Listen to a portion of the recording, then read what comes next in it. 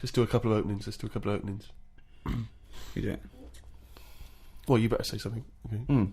Well, I think you should say, welcome to Ricky Gervais show on or whatever podcast. I'm not on this, am I? Yeah. What am I doing here? Well, just saying hello. Hello? No, let us do the introductions. We're doing 2 introductions in the 2 shows. Fuck me. The Ricky Gervais Show on Guardian Unlimited.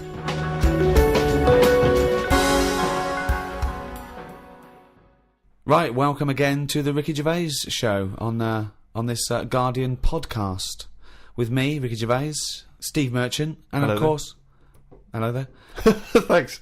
And of course, our producer Carl Pilkington. Right. Carl, can I ask you a question? Go on. I know this is what a lot of the fans are already wondering. Is there going to be some monkey news today? There's got to be. Of course there is. Yeah? Yeah. That's All right. a question. Well, I'm worried because maybe this will steal your thunder. But Sarah Greer has emailed this in, once again, emailed to podcast@rickygervais.com. Chimp mauling under investigation. I know you're concerned, because this actually fuses 2 of our greatest features, Monkey News and Knob News, into one seamless whole. Oh. Investigators said they are trying to figure out how 2 chimpanzees that viciously attacked a visitor at an animal sanctuary escaped from their cage. This is the grim bit. The chimps chewed off a man's nose and severely mauled his genitals and limbs. Why did they go for his genitals? Both of them did as well. Eh? Both of them. Did you say 2 chimps? No, you're right, yeah, it was chimpanzees too. Yeah, I don't know if See, both which of them one went, did it? they just saw that they're dangling away and they You just go went, for the nose? Yeah. I go for his bollocks. And Now, then what accent have they got there? I those don't chimps? know. Were they kind of New York gangster chimps? They're like soprano chimps. What happened to them anyway? What happened to what? The 2 guilty monkeys. Well, unfortunately, they were shot dead by the authorities. You see, that annoys me a bit. I know, but again, What are you talking about? They're attacking people's gonads. I know, but they were happy in an African jungle a couple of years ago. That's what Yeah, they but do, isn't it? That is what they do. That's what animals do. Animals fight. Do you remember when that bloke? So what are you supposed to do? You're supposed to let them just wander off into the I don't know, into the local mall and maybe savage some young children, or a bucket with a face paint on hang it. on. No, all I'm saying is you don't shoot them for doing what's natural to them. They Yes, didn't you want to. do. Why? If anything attacks anyone's balls, No, and but why bollocks, did you Well, attack 'em. no. Maybe they were shot during it. That you're allowed to shoot something that's doing something. But if they were they executed or were they shot in the attack? No, it says he shot them. Well, he shot them to death. I'm assuming he shot them to death as they were legging it off. But why aren't they just sort of tranquilised? Where was Why this? have Was I this in been a zoo? accused like it was my fault? Just because I happened to be reading Sarah Greer, who emailed it in, the one who should be getting a It bollock just in. annoys me how one way it's kind of like, you know, we're trying to save the pandas, and then the next day someone's shooting them or whatever. I know it's not a panda, but all I'm saying So is it's double therefore, the standards. whole argument falls apart. But go on. No, but what I'm saying is, what would happen? I've talked about this before about St. George killed the last dragon, right? No, it didn't exist. It's the same thing though. No, there's never been any dragons. No. It's a mythical creature. Well, you don't By know mythical, it means we made this up, like the unicorn. I don't even. What was your point about the dragon? What's that got to do with Because this? I'm saying out, like, why is it alright to be going around, going mental with a gun, shooting all the monkeys and killing them? Because one day we're going to run out. What are you talking about? How have you extrapolated from this one incident of a couple of testy, happy That's what monkeys? I'm saying. That's what I'm saying. One incident. They only did it once. And they've got a bullet But they're in not their head. shooting around and making them extinct, are they? If they carry on like that, they will. But Well, it's up to the monkeys to stop attacking people's private parts. It's It's got got to be a give and take here. No, I'm come sorry. on. That monkey doesn't know why it's in a cage. It's not going, oh, this is for my own good. It's like, even if it's animal husbandry, they're not sitting there going, well, I'll tell you what, let's stay here because it's they're trying to do a nice little breeding program here, or we could get out and do what we do best: run amok, eat some bollocks, right, and have a good time. Right? They don't know what they're doing. They don't. And Carl's right. The poor little bastards get a bullet in the head. For what? And I'm saying, if they're attacking a human, shoot them to stop them. That's fine, okay. But if they're running away and they're, don't shoot them in the back like a coward. This was an animal sanctuary, though. So presumably they had quite a cushy time there, because most of the ones I've visited, they've always got it easy. They're But you hanging around don't- on tyres, they got comfy chairs, they're wanking, they're going berserk, they're loving it. So you say that I think I don't know. I just think there was something nasty. There was something a bit warped in these monkeys. I mean, But hang on a minute. You've just answered your own question there. You said they're in a sanctuary, so they haven't had a good upbringing. So they're going to be a bit more like madder than other monkeys, aren't they? Because that's where the ill ones go, isn't it? Sorry, what do you understand by sanctuary? Well, I've been to one for seals. It's not like a borstal. Yeah, exactly. He thinks it's a borstal. It's like scum. Yeah, like they did some bad stuff in the jungle, and they had a little monkey court, and they went, send him to borstal. So, well, what is it then? No, it's a monkey sanctuary where it like a haven. Well, it's not a haven, is it? They've got a bullet in the head. The Ricky Gervais Show on Guardian Unlimited. Talking of eating knobs, Yeah. Gilly Goulden. Now What's she been up to? Well, you saw her in I'm a Celebrity, Get Me Out of Here. I haven't been watching it. She popped a little kangaroo knob in the mouth, chewed it up. What, she just found it? Did she line around? No, it was one of the things that she had to Oh, it eat. was one of the challenges. Carol Thatcher, you know, a daughter of one of our leaders. Sure. She popped a couple of bollocks in the mouth, Oh. chewed them up, swallowed them. Oh. And Gilly Goulden, there was a kangaroo penis there, dried. She couldn't even get. It was so tough, she couldn't even get through it. And then she, eventually, she eats What was it, it. like a pepperoni? Yeah, and she. What do you think of that, Carl? What, eating that sort of stuff? Yeah, I watch it. I like those little trial bits, right? yeah. But what I don't think people realise is, right, it is hard eating a little kangaroo knob. Right? Really? How do you know? No, it's just, you know, you think about it and you go, oh, I couldn't do that, right? But what they never mention on the TV programme, which I think takes it to the next level, right? They're eating that at like 7:30 in the morning. Sure. Right. Which is breakfast. worse, innit? Yeah. Do you know what I mean? If I was there and Ant and Dec said, right, Carl, eat the knob, I'd go, hang on a minute, give us a few hours, let me get some rice and that on my belly, and just sort of fill me up a little bit more. I'll pop back at about 6:30 this evening, Right. have it ready. And I'd be happier then. It's just that thing of, you know, You you've don't been away- want to eat. You don't eat animal genitals on an empty stomach. So what are you saying? You could I'm saying like I could eat a knob at night, but just cut that there. We'll loop that. If any DJs are listening, No. just take that quote. I could eat a knob at night by Carl Pilkington. Maybe do a dance remix. Yeah, Just I think maybe you're sort of a house producer, and you could maybe get some kind of high energy beat going, and then we could just send that out to some of the gay clubs. I'm sure Yeah. it'd be really popular. Please, anyone send us, you know, that looped with a nice little, you know, funky house beat. Carl Pilkington saying I could eat a knob at night. no, but do That's you go know on. what I mean though? By that. Not really. Well, okay then, right. Okay. Now, I couldn't do it. I could not do it. I couldn't pop a kangaroo testicle in my mouth and chew it. It was disgusting to watch. She was eating witchetty grubs. Good on them because they were doing it. But then again, I think, well, they wanted to go in there. They knew they were up for it. So on the one hand, I think, is that admirable and is that showing sort of like good British metal, or is it, you know, I'll do anything to get on telly for a week? I don't know. You know what I mean? I don't. Where does it stop? You know, I thought Rebecca Lewis went too far when she gave the little pig a tug, but at least she knew where to stop. Yeah. She didn't, you know. well, I Jenny think it's obvious when you have to stop. Yeah, but you The know, pig tells you that. to pop the Also, again, where's the kangaroo hopping around without a cock? I'll tell you, here's another question, right? Bit of a spin-off with animals and that. Have you ever, right, Steve, killed a fly? Probably, yes. Right? Well, I was watching David Attenborough, right? He makes his money out of flies and that, doesn't he? Do you think he's ever killed one, or does he go, well, I can't kill that fly or that spider, because that's how I make my money? I don't know what the question is. I don't know what this question is. Like, my mum, right, she said, if a fly is knocking about the house, she never kills it, she always catches it and puts it out and that, and she said she'd never kill Who is one. she, Mr. Miyagi? What do you mean she catches it? How Yeah, does she catch with a it? pair of chopsticks. No, she...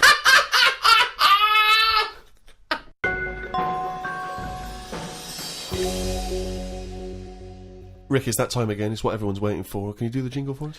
Oh, chimpanzee, that monkey news. Right, this week, the monkey news is about, you know, we all know, like, you know, there's monkeys knocking about that aren't happy in this country. Sure. Aren't they? It is a big problem, yeah. It's an epidemic. So they've set up like this this sanctuary place Okay. where they all go. The ones that aren't happy in a zoo and what have you, it's getting them down. They can phone a number and they'll come and pick them up. Pop them in this house place, right? And basically they can run riot in there. Yeah. To get freedom to sort of cheer themselves up. It's like, don't have a go at them. If they want to do such a thing, let them have a go and what have you, Yeah, right? yeah. there's 3 people running this place, right? And one of them... Sorry, where is this place for wayward chimps who don't like the zoo? What are you talking about? A house where they can do what they want? I'm not sure where it is. That's a surprise. Go on. But there's this place anyway. It doesn't matter where it is, does it? At the end of the day, I'm just telling you what the problem is. We haven't got to the problem bit yet. Go on. I'm just building up to it, right? So these monkeys, big house and that, PlayStation, anything they want. Gym, all that lot. Gym. So anyway, I'll cut to the chase. Whatever. One of them wanted to mess about with the woman's breasts. Right? Which woman's breasts? The woman who works there. Right. Right. And she was like, right, pack it in, we've all had a bit of fun. You've been in the gym and everything. She obviously, got a bit excited and that. He was fired up and that, ready for some more action and that. He's trying to have a go on this woman's breast, right? She was like, have a go. She was like, no, you're not doing that. Pack it in and all that. The boss who's running the place was like, come on, let him have a go. No. Right, you're talking shit. I'm telling you what, I know sometimes I step over the mark and they made Right, up. so where is this place where... Well, 1, where is this house where chimps are allowed to do what they want? And 2, where is this place where one of the bosses, one of the human bosses, suggests to the other one, oh, and if the chimp wants to play with your tits, love, let the chimp play with his head. I've said before, Rick, will you please stop interrupting No, this but listen, news? it's alright, Steve, because what I'll do, I'll bring the link and you can put the link on the website and people can have a look at the proper story. I'm just giving it them in a headline form here.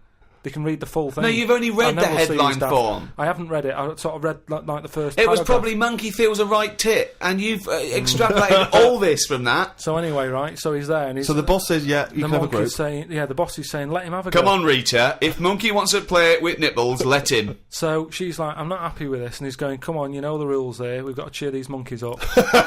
This is absolute. We valued it. Actually, no, and in the end, because she didn't allow it to happen, the fella bloke sacked her, got someone else in. This isn't made up. I will put the link on the website and everyone can have a look at it. But basically... I want to see the advert he put in the Guardian media page. I love that. Woman wanted to let chimp feel tits whenever it wants. Well, it's all up there. You're talking absolute shit again. Well, we'll see. That is no way that happened. The Ricky Gervais Show on Guardian Unlimited. Do you know the other week when I came up with like a different idea of how we can sort of make the world run and that?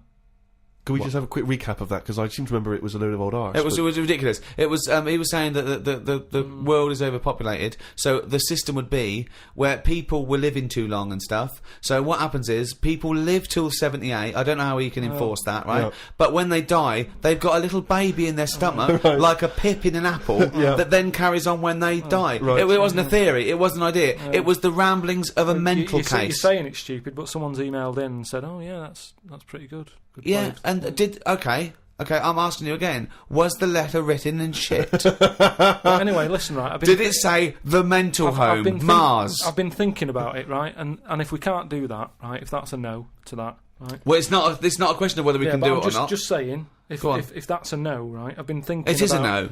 This is going to be brilliant. There's a lot of weird. I mean, you could win the Nobel Prize for this. But listen, there is a lot of ways, isn't there, in the world that some creatures and that go about sort of moving on.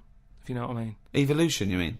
Yeah, there's a lot of like on that David Attenborough programme that he's doing at the moment. He's always showing you little insects and what they've got to do. And there was one about a wasp, right, that had to fly about, right, for ages, looking out for a certain type of spider, right. It lays its egg in the When spider. I saw it, it whizzes down, right. It lands on its back, so that he's got to get that right. It lands on it. I don't think the spider's up for anything. That isn't even aware of this is how things move about. He's not going, I've got to look out for a wasp. So all this is like, it's got to be perfect timing. So this wasp dived down, right, sat on the back of this spider. It injects it or something with a maggot or something, right? And then that maggot then lives off the spider for a bit. The spider knows it's got a maggot in it. No, it doesn't. It does. No, it doesn't. And it's making a web for it. It goes, I've got something to look after here now. I've got responsibilities. It makes a web, right? It sort of reverses into it and puts the maggot on the web. The maggot sort of clings onto the web. Spider's there. Maggot eats the spider, and then it moves on. if I came up with that idea for like a method, you'd say that's never going to happen.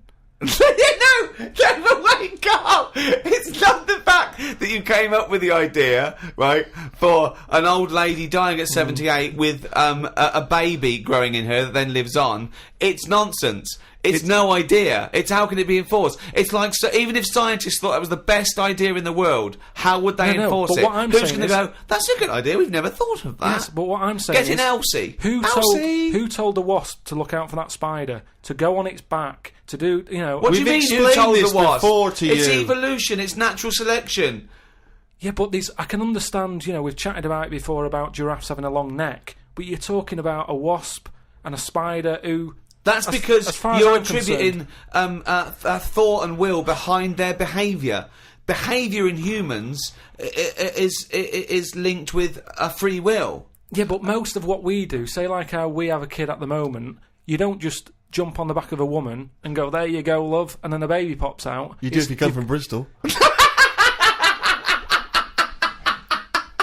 No, what I'm saying is, right, it's all, you build up to it, don't you? You have that bit of a chat and you go, right, how's it going? Yeah, and you get on and that, and then a little baby will come out. This is the most... Wait. Well, I want to go back to the dating procedure there.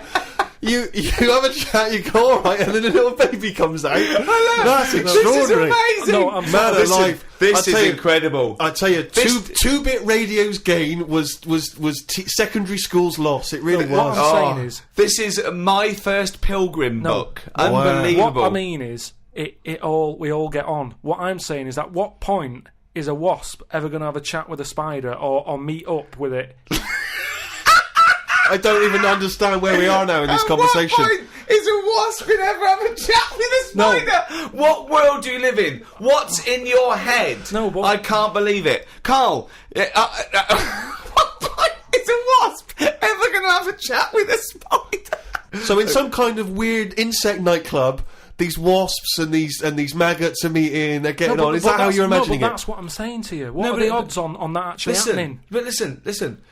You're thinking because behaviour in lower forms of life is purely chemical. It's purely, it bypasses any form of consciousness. Right? There's a parasite that's like a flatworm, a platyhelminth, or it might be a nematode. It's some sort of invertebrate.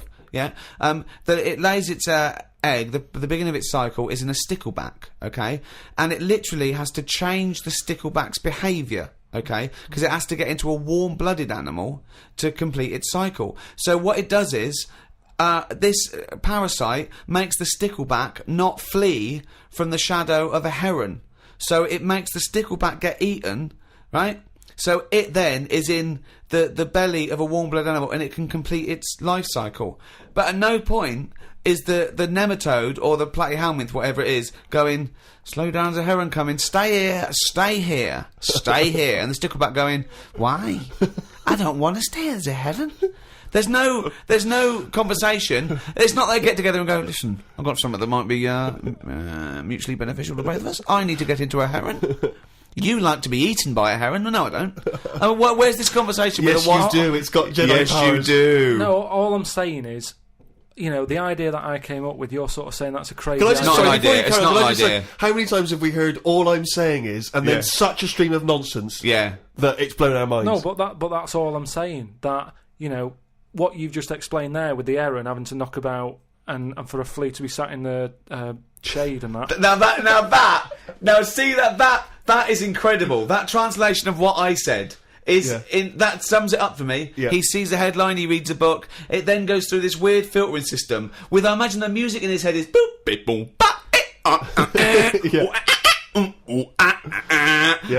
discordant piano. I think the noise in Carl's head is like a fax machine, if you've ever got that up full volume.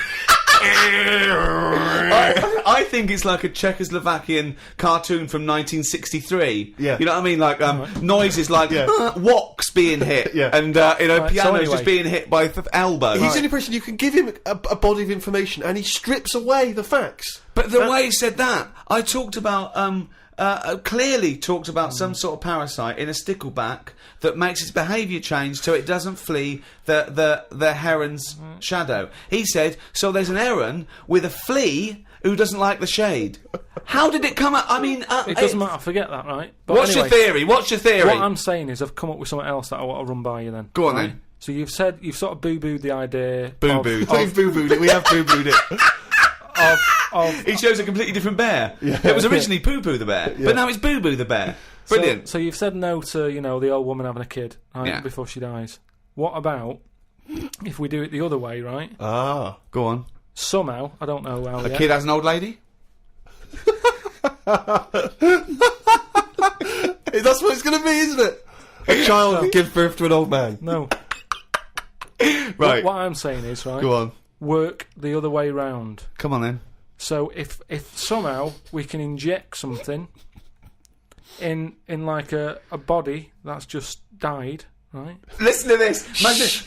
Imagine this is notes. So when he hands it into the Nobel people, Yeah. and they go, if there's a way that we can inject something, they go, well, what? Well, I don't know the chemical formula, but something HO2. Right. So anyway, so you inject it in the temple. He's narrowed it down to the temple.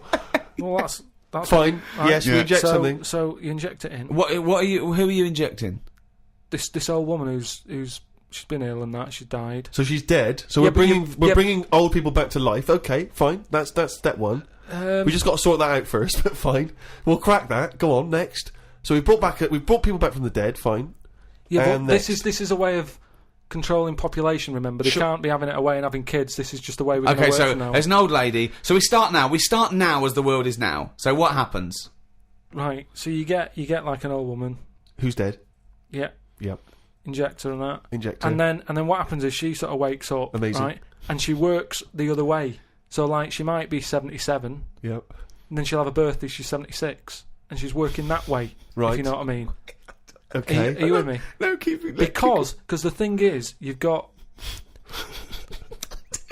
I'm really scared. Yeah. I'm really scared. This is the maddest thing you've ever said. Yeah. This is madder than the old lady with the pit like an apple in her belly. It sort of did work. This is No, it didn't work. It worked in your head. It's like a dream that you wake up and go, oh, I've got a great theory. And This is it. Let me just tell you the ending, because the endings works out a bit better. Go on. What I'm saying is, when you die, at the age of 78. 9 months, What? at the age of 9 months, because that's when you come out, What do you mean when you die at the age of 9 you're months? not scared of dying because you're now a baby, so you don't know what's going on anyway. So there's no fear. So you missed out a bit here. So this woman, literally gets younger and younger? I think Yeah. when she's in her 20s, she's in her old age, Rick. Yeah, but it doesn't matter, because that's the fun part of your life, isn't it? When you're 20 and you've got all your energy and that. So before you die, you're actually having a good life, rather than it being the other way around. But does she do different stuff than she did on the way up? Because she's already lived 78 years, hasn't she? Don't forget. She was a baby once, and she grew to 78 years. Yeah, someone stuck a needle in her head and said, right, back you go. No, but forget all that bit. Forget all that bit. How do we forget that bit? What I'm saying So is... she died and she doesn't remember all her... This is a new life, is it? Let me just leave you with this. Right, you're talking shit. Explain yourself. What I'm saying is, old people are scared of dying. When they're 77, they're going, oh, what's going to happen to me? Little injection in the head. When it's a baby, when it's like 1, and everybody around it's going, yeah, it's going to die soon and that. Baby hasn't got a clue. It's happy. It's playing about with its rattle or whatever. So it loses all its memories. That's it. And then what happens? So when does it die? When it gets to 0? When it's 0 days old, it goes through. It just dies. People know it's almost like a countdown. So the family's aware of it. But aren't the family getting younger as well? What's happened to the family? Forget it then. We'll leave it as it is. No, leave it as it is, shall we? Shall we? Can we all agree on that, guys? Now, should we agree to leave it as it is? Is that all right? Because I don't want to hear any more from the diaries of Charles Manson. No, it's. I mean, you're a fucking maniac. If you're a maniac and you'd like to get in touch, then please email us at podcast@rickygervais.com.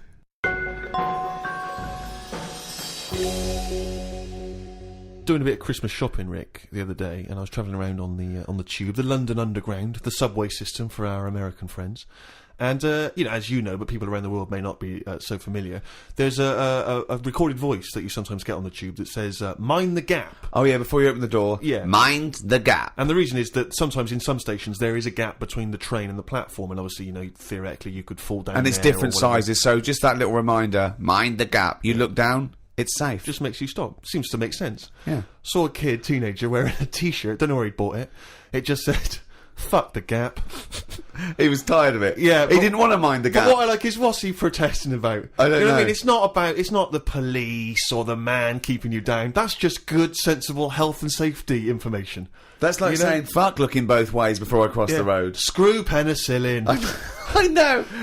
No, do you know what? I'm going to drink and I am going to use threshing machinery. And I don't give a damn. I love that about teenagers, that kind of screw you sort of mentality, but not, it's kind of blind, isn't it? It just, anything's a target, anything's valid. When I was a teenager, I think maybe 17, I had a t-shirt. I was rallying against just stuff, really. It was slightly more abstract than the gap. I wasn't specifically against the gap. It just said bullshit. Just in general, bullshit. You were raging against the machine. I would just go, yeah, people say, hey, what are you, I just open I go, bullshit, alright? Just bullshit. But I assume that these forms of protest have never made any dent in anything in the world. Because I remember when there was all these protests against the war, a couple of months back, and there was one guy, so there was a huge march in London, as you know, and they did these all around the world, didn't they? But there was thousands of people in London. There was one guy, he was riding around on a 3-wheeled bike, wearing a jester's hat, blowing a horn. That was his form of protest against the war. Was it like, what sort of horn was it? It was one of those sort of hunting horns.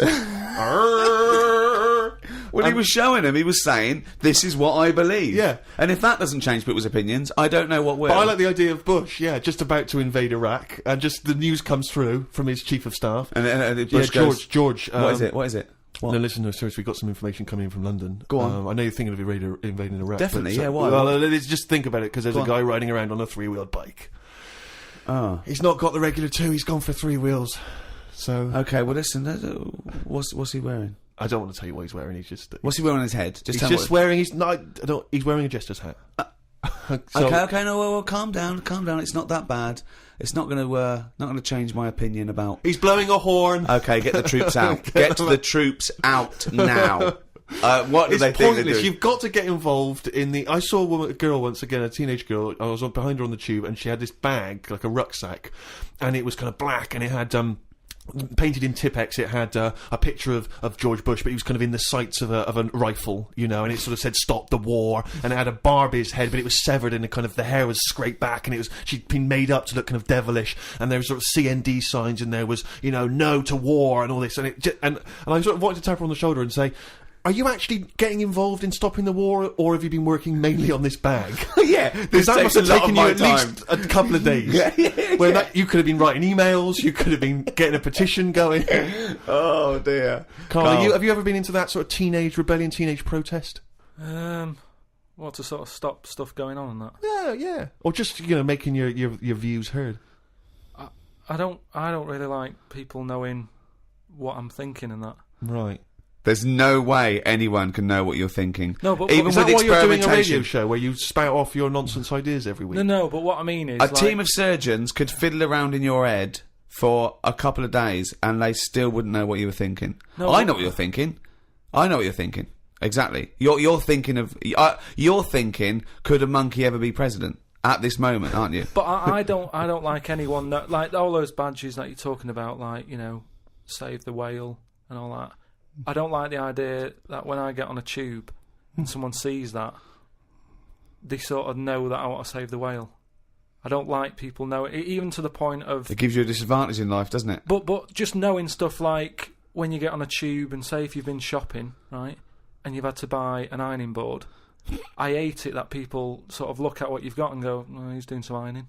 Right, okay. That's got to be rare. I mean, you can't have bought more than 5 or 6 ironing boards in your adult life. But I don't mean just ironing boards. I mean, like, anything big where they can't wrap it, so they just put a carrier bag round a little bit of it, and everyone can see what you've just bought. It's weird because I bought an ironing board last week from Argos, and I did feel a little bit self-conscious. There you go.